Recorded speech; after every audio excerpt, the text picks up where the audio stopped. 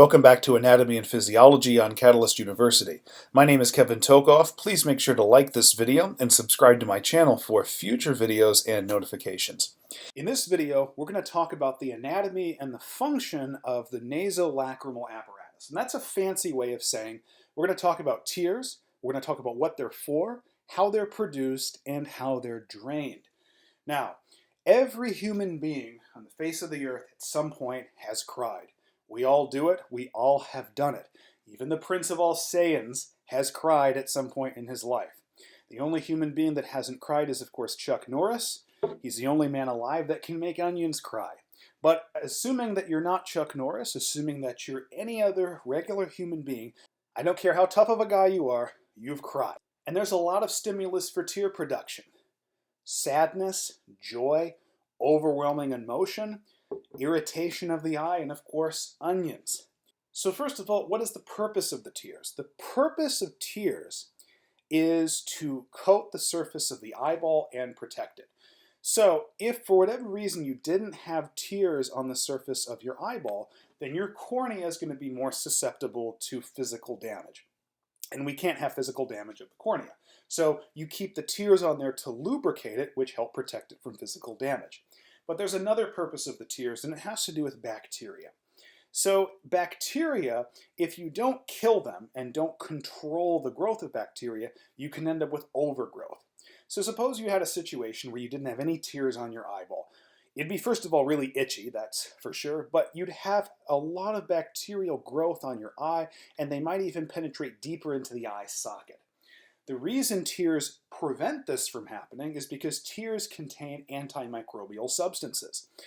For example, they contain a substance called lysozyme. This is an enzyme that's present in a lot of bodily secretions, but in any case, what it does is it breaks down bacterial cell walls, specifically the peptidoglycan in the bacterial cell walls, and then it renders them more susceptible to our immune defenses, our innate immune defenses, I should say.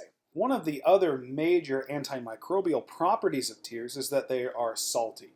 I think we all know that if you've ever tasted your own tears, which I think everybody's done at some point, they're salty. And that salt content actually helps inhibit the growth of a lot of species of bacteria. So the major thing about the tears, other than providing physical protection, is they also provide antimicrobial protection to the eyeball. Okay? Now, how are tears produced? How do they get across the eye, and then how do we get rid of them? Because in any biological system, if we've got a way to make something, we also have a way to get rid of it. So to produce the tears, we have this thing that sits on the lateral superior surface of the eyeball, a little bit back. It's called the lacrimal gland. And of course, we can't see this from the surface. It's deep a little bit, but it is above the eye and on the lateral side. So if we didn't have a face here to help us, we would know this is a right eyeball because the lacrimal gland has to be on the lateral side of the eye. Okay? And so if it's on the lateral side of the eye, this would make this the right eyeball. In any case, the lacrimal gland is going to make the tears. It's going to secrete them onto the surface of the eye by moving them through these excretory lacrimal ducts. Okay? And there's going to be several of those that allow the tears to move through the lacrimal gland and onto the surface of the eye. Okay? And of course, these tears are going to help lubricate the eye, they're going to help protect it, and so on and so forth. And then eventually those tears are going to make their way over here to something called the lacrimal lake. And associated with the lacrimal lake, we have two canals. Okay? There's a superior one and an inferior one. And what they are technically named is up here would be the superior lacrimal canal, and down here is the inferior lacrimal canal. Sometimes you'll hear canal referred to as canaliculus. So this would be the superior lacrimal canaliculus. This one would be the inferior lacrimal canaliculus, but I prefer the term canal. In any case, both of these canals are going to take the tears after they've hit the lacrimal lake, and they're going to move them into what we call the lacrimal sac. Now this very large structure right here, relatively large I should say, runs along the lateral side of the nose. And of course it's deep, we don't see it on the surface. And generally speaking, the top part of this that connects with these two canals, both superior and inferior, this part is termed the lacrimal sac. Okay? And so the fluid, that is the tears, is going to move through the canals, into the sac, and then it's going to move downward. Now, toward the bottom of the lacrimal sac, there's an opening that exits into the nasal cavity, and that is called the nasolacrimal duct. And so what that means is the end point for the tears is actually going to be exit into the nose, and eventually that fluid will drain out the nose.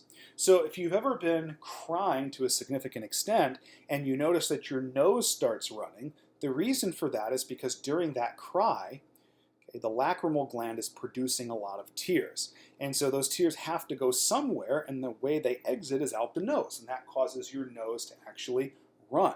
Okay?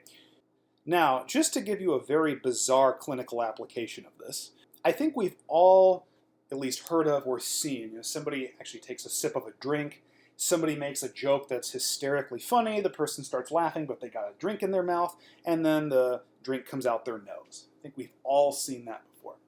But what I want you to notice here is that technically this nose, the nasal cavity, is connected to the eye. Now, I don't recommend you go watch this because it's kind of disturbing, but I've done it. You can easily find this on YouTube. What some people are able to do, and don't ask me how they figured out they could do it because it's honestly kind of disgusting, but they get some fluid in their mouth, a drink, water. I've seen people do this with milk. The oral cavity is connected to the nasal cavity. So somehow these people are able to take the fluid in their oral cavity, move it up to the nasal cavity, and then actually shoot that fluid out of their eye. And you'll actually see somebody shooting, like I've seen milk, right out of their eye out into the environment. Now, the question is, how are they doing that? Well, somehow what they're doing is they're taking the fluid once it's in their nasal cavity, and they're running it the reverse direction through the nasolacrimal duct, up the sac, and then through these canals, and then they shoot it out right here. Now again, I want you to notice something if you decide to brave it and go watch the video. Where is the fluid coming out of their eye? It's not coming out of the center, the top, or the bottom. It's not coming out the lateral side. It's always the medial side. So why is it coming out the medial side of the eye? Because that's where the canals are. So if you're reversing this flow, putting it up through these two canals, it's going to come out right here on the medial side of the eye. And while it's absolutely disgusting to watch, it's actually a pretty neat clinical application, at least of the flow of this. And so you can kind of see where it's going to enter these canals, but also if you reverse it, it's going to come out the canals and shoot out right here. Okay? Of course, that's not normal, and I don't recommend that you try doing that. But hopefully this video gave you a good understanding of all the pieces of the nasolacrimal apparatus and the production of tears and their drainage. Please make sure to like this video and subscribe to my channel for future videos and notifications. Thank you very much.